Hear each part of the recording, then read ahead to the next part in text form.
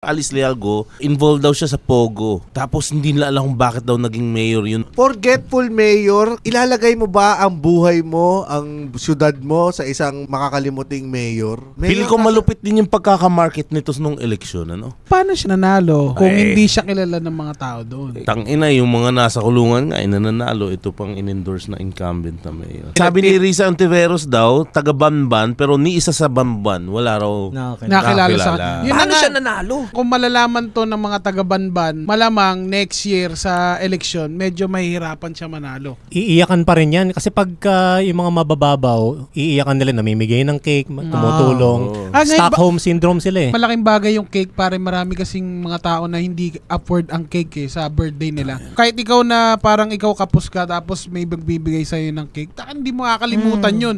Buti pa siya, hindi nila makakalimutan si Alice. Si Alice, dami nakalimutan.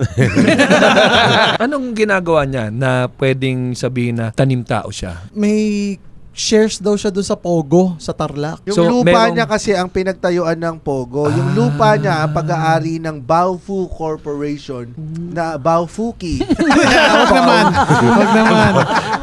Baofu ko pala. Corporation. Rems. Patay na diga. Sanchay pero Baofuki. Game. Pwede na magtakip na ilong eh.